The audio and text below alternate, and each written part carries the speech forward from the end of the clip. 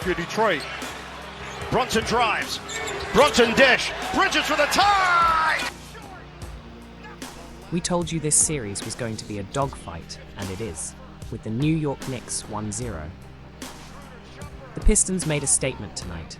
We witnessed a thriller that could only be described as an episode of As the Court Turns.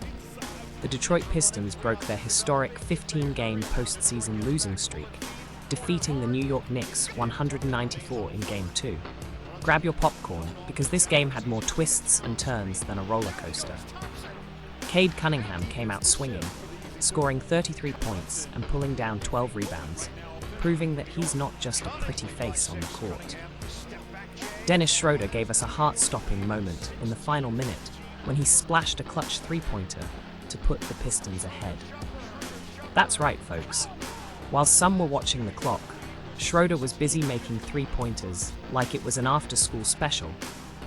The Pistons had a bit of a rocky start this season, finishing 44-38 after a 14-win season last year, including a side-splitting 28-game losing streak. But nothing is funnier than the way they roared back tonight, erasing memories of past playoff woes. After all, this is a team that hasn't tasted postseason victory since George W. was in office. As the game unfolded, the Knicks gave Pistons fans serious heart palpitations, erasing a 15-point lead thanks to a 16-4 run. But fear not, the Pistons held their ground like players on a trampoline. Cunningham and Tobias Harris teamed up for an 11-0 run just when it seemed the Bronx would steal the show. Seriously, the Pistons held New York to just one basket in the first 7 minutes of the third quarter. Someone called the fire department because that defense was on fire. Of course, for the Knicks, Jalen Brunson did his best to single-handedly keep them in the game, scoring 37 points and trying to remind everyone that he wasn't planning on letting this circus go quietly. But tonight, Karl Anthony Towns and OG Anunoby couldn't find their rhythm, scoring only 10 points each. It's almost like the Pistons' defense put a do not disturb sign on them. To bounce back and secure a win in the next game, the Knicks will need to make some strategic adjustments. Here are a few key areas they should focus on. 1. Defensive adjustments. The Pistons found ways to exploit their defense, especially with Cade Cunningham driving to the basket.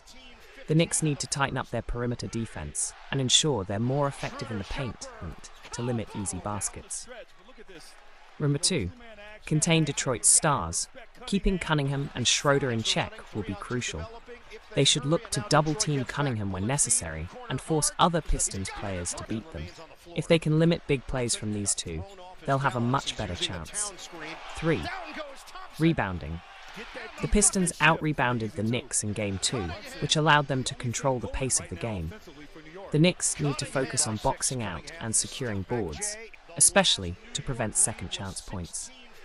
4. Offensive fluidity. The Knicks need to move the ball more effectively and create open looks. They must rely on their ball movement and utilize off-ball screens to free up Jalen Brunson and other shooters for better shot opportunities. 5. Limit turnovers. Keeping the turnover count low is always vital, but especially in a tight playoff series. The more possessions the Knicks maintain, the better their chances for scoring. 6. Bench production. While Brunson and the starters are crucial, getting contributions from the bench, especially scoring from players like Obi Toppin or Emmanuel Quickley, can make a significant difference in maintaining momentum. 7. Stay composed. After a tough loss, it's essential for the Knicks to stay emotionally balanced. They need to stick to the game plan and not let frustration affect their performance. Now, the series is tied 1-1, and you can bet Game 3 on Thursday night will be just as exciting.